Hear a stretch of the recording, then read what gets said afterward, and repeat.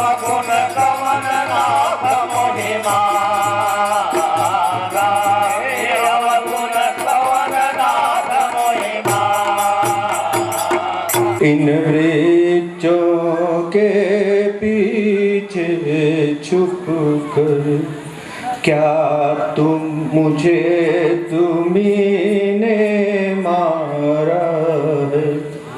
सचमुच है मेरा भाग्य बड़ा, घर बैठे जगवंदन आए। भाई के कारण मैंने भी समदर्शी के दर्शन पाए। श्री मुख से जो कुछ शब्द हुए सचमुच उपयुक्त समय के हैं। अब कुछ मेरे भी वाक्य सुने जो टूटे हुए हृदय के हैं। बैरी को छल से वध करना है शूरवीर का कर्म नहीं। छुप कर जो मेरा प्राण लिया यह रघुवंशी का धर्म नहीं। वर ऐसा मांगा था प्रत्यक्ष न मारा जाएगा। सम्मुख लड़ने वाले का बल तुझ में खींच कर आएगा। वरदान किसी का नष्ट करें ऐसा न स्वभाव हमारा है। बस इन्हीं विचारों से हमने यह बाण आण से मारा है। सुग्रीव हमारा भाई है, भाई भाई हैं हम दोनों। समदर्शी की तो नजरों में चाहिए एक ही सम दोनों। सुग्रीव मित्र है बाल शत्रु यह कैसा न्याय विलक्षण है। रघुकुल के नायक उत्तर दें वध करने का क्या कारण है। छोटे भाई की नारी जो इन्हें कुदृष्टि देखता है वह वध के योग्य दुराचारी। सुग्रीव अनुज की भार्या को तूने अपने घर डाला है। इस कारण हमने बाण मार तुझको समाप्त कर डाला है। पावक को साक्षी देकर हम बन चुके मित्र क्या सुना नहीं। दुख मित्र मित्र का हरते हैं यह वाक्य नीति का सुना नहीं। जो मेरी बिछुड़ी सीता को मुझसे प्रण करे मिलाने का क्या मैं कुछ भी न प्रयत्न करूं उसकी तकलीफ मिटाने का। जीव मित्र का तो प्रभु ने मिलते ही कष्ट हटाया है। उसके कारण पृथ्वी पर से वानर पति बाली मिटाया है। अब खुद देखोगे सीता से कब तक सुग्रीव मिलाता है। यह ध्यान रहे प्रभुता पाकर सज्जन दुर्जन हो जाता है। निर्बल सुकंड से यह आशा वह सीता सुधि का काम करे। गीदड़ में शक्ति कहाँ है जो नार से संग्राम करे। हाँ मुझसे प्रभु पहले मिलते तो मैं अवश्य दिखला देता पावक की साची फिर होती सीता से प्रथम मिला देता मैं उसको खून जानता हूँ जो उन्हें चुरा कर भागा है मैंने उस तुच्छ अनाड़ी को 6 मास काक में दाबा है अच्छा जो बीती बीत गई अब बकने से क्या होता है अब तो सुकंठ का भाग जगा यह बाली सदा को सोता है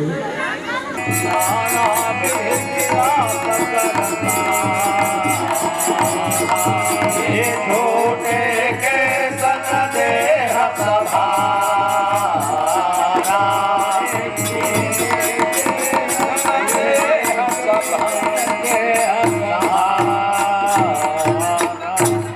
जो कुछ इच्छा हो मांग बाली बतला तुझको हम क्या वर दें यदि मरना नहीं चाहता तो अभी तुझे जीवित हम कर दें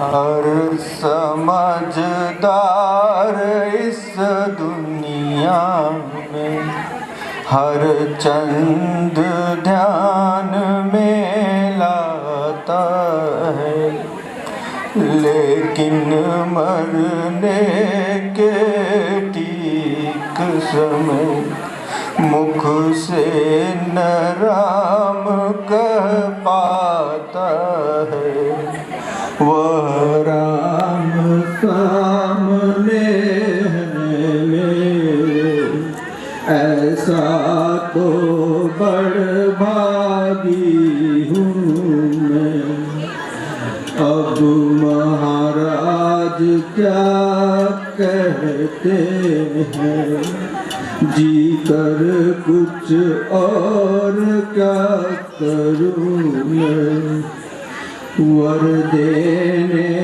को जब स्वयं कहे तो अच्छा है कुछ ले लूँ अनुराग आप से हो मेरा जिस जगह कर्मवश जन्मूं मैं इस अपने बालक अंगद का यह हाथ हाथ में लो भगवान अब अधिक नहीं बोला जाता सेवक को आज्ञा दो भगवान रही बात नरनाया परदास अंगद की राम बाल निज धाम पठावा नगर लोग सब व्याकुल धावा इंद्रो वृद्धश्रवाः स्वस्ति न पूषा विश्ववेदाः स्वस्ति नस्ताक्षरो अरिष्टनेमि स्वस्ति न बृहस्पतिर्दधातुः एक बार बोलिए बनराज सुग्रीव की वर्षा विगत शरदन हे लक्ष्मण वर्षा बीत गई अब शुद्ध शरद ऋतु आई है मैं बड़ा अभागा हूँ अब तक सुधी नहीं सिया की पाई है कपिपति का मुझे भरोसा था वह भी तो मुझसे दूर हुआ माया की महातरंगों में वचनों का पेड़ा चूर हुआ आई है सच्ची बात यही, पदवी सब कुछ कर सकती है। सुग्रीव नहीं दोषी इसमें, यह सब दौलत की खूबी है। मैं पंपापुर को जाता हूँ, धन मत वाले को बस अभी बांध कर लाता हूँ। भरपूर उसे शिक्षा दूंगा, जो झूठा बनकर बैठा है। सब गर्व मिटाऊंगा उसका, जो राजा बनकर बैठा है। श्री महाराज, आप तो महलों में आनंद का राज कर रहे हैं। उन मित्रों की भी आपको कुछ सुधि है जो गिर कुटिया में रह रहे हैं। राजनीति के 4 अंग होते हैं, साम दाम दंड भेद। रघुराई ने उनमें से 2 को आपको प्रत्यक्ष करके दिखा दिया है, अर्थात आपसे मित्रता की और बाली राज्य दिया है।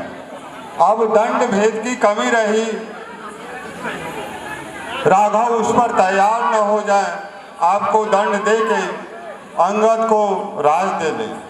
अतः उचित तो यही है कि वे हमें राजपद दिला चुके हैं, हम उनको माता सीता से मिला दें।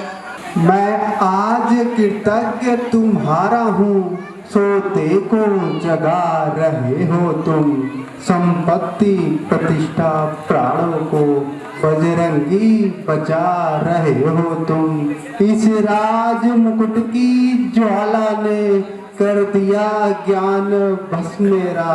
अमुख कैसे दिखलाऊं, अब रहा न वहाँ मानवेला।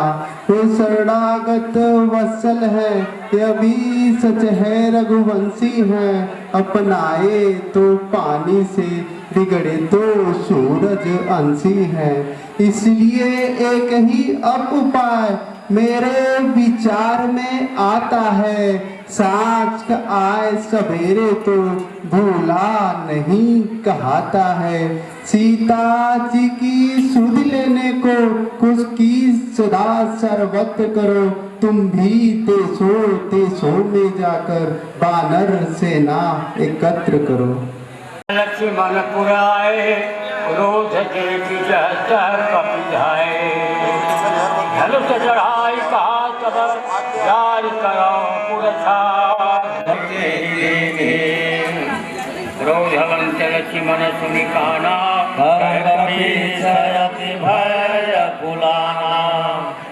मैं एक ही बाण में पूरी पंपापुर को नष्ट कर दूंगा। बैठक करके बानरों का समूह एकत्रित करके किस दिशा में कौन सा समूह जाएगा, इन सब की व्यवस्था हम लोगों ने कर लिया है।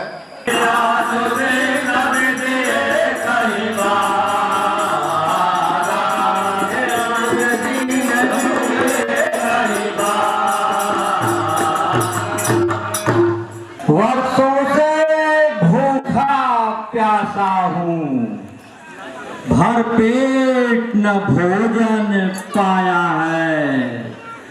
विधना ने आज अनुग्रह कर सब एक साथ भिजवाया है। 2-4 निमिष ही में आकर 10-20 ग्रास कर जाता हूँ। भगवत बैठे रहो वहीं, तुम सबको आकर खाता हूँ। भाई जी धन्य जटायु था, खगगढ़ में वह सर्वोत्तम है। उपकार हेतु निज प्राण दिए, अनुपम की बलि अनुपम है। भौतिक शरीर को कर समाप्त, उसने परमार्थ कमाया है। इस ओर परम यश पाया है, उस ओर परम पद पाया है। अरे भाइयों, डरो नहीं, तुम लोग इधर आ जाओ मेरे पास। ये तुम लोग जटायु को कैसे जानते हो? जटायु तो मेरा भाई था, मैं उसका भाई संपाति हूँ। तुम लोग मेरे भाई के बारे में क्या जानते हो, जरा मुझे विस्तार से बताओ। जटायु दंडक वन में रावण से युद्ध करते हुए वीर गति को प्राप्त हुए। जब वो रावण से युद्ध करते हुए वीरगति को प्राप्त हुए, उस समय रावण अयोध्या के राजा दशरथ के पुत्र राम की पत्नी को हर कर ले जा रहा था। हम सभी उन्हीं के अनुचर सुग्रीव के द्वारा भेजे हुए खोजी हैं, जो उनकी पत्नी को खोजने निकले हैं और सामने यह समुद्र देख ठिठक गए हैं। कार्य करने के थे वे बीते मौज उड़ाने में, अरुणाई की अरुणाई खो गई खेलने खाने में। हे बलवीरों हो गया वृद्ध, अन्यथा कार्य यह करता मैं। सीता माता की सुध लेने सागर के ऊपर उड़ता मैं। वाह भाई वाह। करता है राज्य वहाँ रावण, वही सीता का हरता है। अपने अशोक वन में उसने उन महासती को रखा है। 100 योजन सिंधु लांघ कर जो बलवीर वहां पर जाएगा, वही सीता सुधि लाएगा, वही यह सुयश कमाएगा। आप लोग उठा करके समुद्र के किनारे ले चलिए, मैं वहां अपने भाई जटायु को तिलांजलि दूंगा। सागर के उस पार लंका है, वो रावण की भव्य नगरी, जहां माता सीता है। वहां जाने के लिए हमें 100 योजन सिंधु लांघना है। मैं तो वृद्ध हूं, आप में से बताइए कौन कितने योजन जा सकता है? कितने जा सकते हो तुम युवा? 13, 14 कोस, 20 कोस, 40 कोस, 60 कोस, 15 कोस। करने को तो इतना ही है, बस एक छलांग मारना है। यह युद्ध नहीं, संग्राम नहीं, 100 योजन सिंधु लांघना है। मेरी तरुणाई होगी तो उस पार पहुंच जाता, अब तक पीछे तुमसे बातें होगी, सीता सुधि लाता अब तक। बामन प्रभु ने जब बलि बांधा, उन दिनों जमाना मेरा था। 2 घड़ियों में भूमंडल का होता आना और जाना था। अब तो युवकों की बारी है, मेरी तो वृद्धावस्था है। वाह भाई वाह। यदि वहां तक कोई न गया तो यही डूबकर मरना अच्छा है। युवराज कहा कर मौन रहूं तो मुझ पर लांछन आता है। इस कारण सिंधु लांघने को ये अंगद बालक चाहता है। सच्चा योद्धापन यही तो है, जब प्राणों की परवाह न हो। सच्चा उपकार तभी होगा, मर जाए लेकिन आह न हो। उस पार पहुंच ही जाऊंगा, यह तो मेरा दृढ़ निश्चय है। लेकिन इस पार लौटने में थोड़ा सा संशय मन को है। लांघूंगा सिंधु इधर से तो जगदम्बा सम्मुख आएगी, वह अपना बल देकर मुझको लंका नगरी पहुंचाएगी। पर सुधि ले कर जब आऊंगा तो पीठ उधर हो जाएगी। मेरी वह महाशक्ति की पूजा उस समय न कुछ कर पाएगी। हरि शपथ सुनो हनुमान, प्रसाद जय